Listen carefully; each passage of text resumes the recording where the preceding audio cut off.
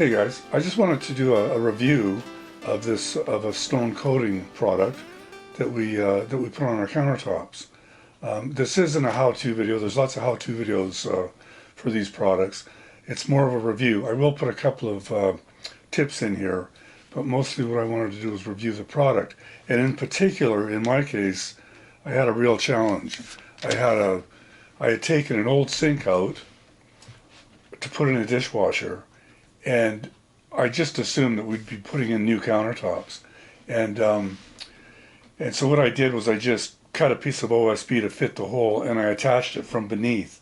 So it wasn't flush on top, and it was OSB. It wasn't, but it's in an area that we put our pots and pans, and it's always covered with a towel. But still, I had to do something.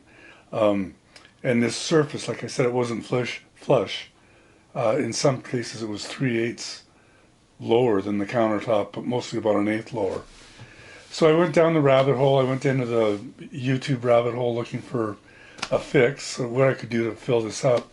And I came across guys using Spackle to fill joints and gaps in countertops before they put on the stone coating. So I thought, okay, I was under the gun. My gal just kind of sprung this on me. She had 4 days off. So I got some Spackle, and I troweled it on top of the OSB, sanded it, and I waited for another day, and I troweled on a second coating, and I sanded it, and it wasn't perfect, and there was even some cracks in the surface. But my hope was that this thick stone coating would, cover it, and as I said, it's an area that's covered with a towel and pots and pans. So we did this about 5 months ago, and it looks as good as the day that we did it. There's only the two of us, so it's not getting a lot of ugly wear and tear, but it looks just as good as the day that we did it. And the area that I patched, you can see it turned out pretty good. It's not perfect, but as I said, it's normally covered with a towel. But it looked pretty good, and those cracks filled in nicely. So I was really happy the way it worked out, covering that area. And I'm just going to give you a couple of tips. I've got the name of the product we use down in the notes, the info notes. I can't pronounce it. It's called Daich or Daich.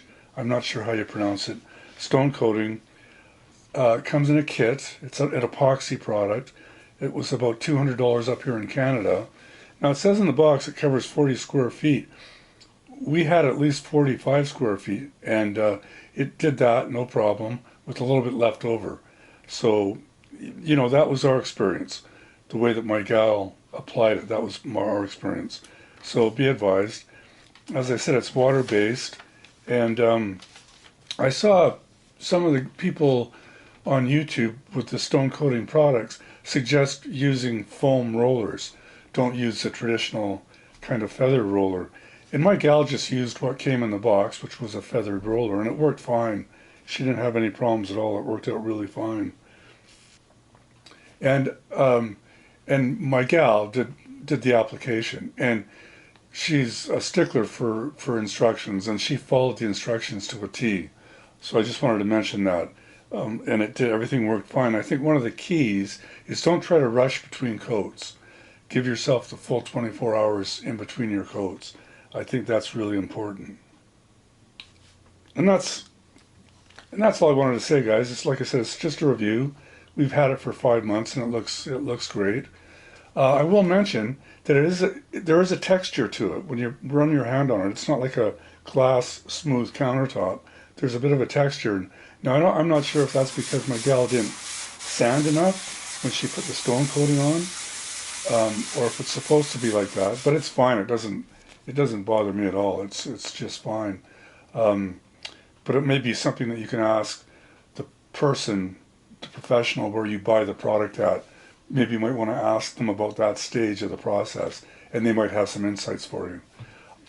I pretty much thought I was going to end up having to do something like a ceramic tile countertop, and this was a lot easier and a lot cheaper. So I'm really happy with the product. I'd highly recommend, I think all these products are epoxy based.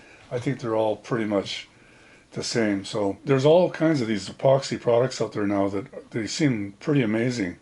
My gal redid an old clawfoot bathtub with a two-part epoxy, um, and it still looks great. That was about 8 years ago, and it worked really well, and it still looks really good. Cheers, everybody! Thanks for watching. Check out my series, Going to the Country. There's a lot of stuff in there, and it's not all just for people living in the country. So, cheers! Thanks for watching.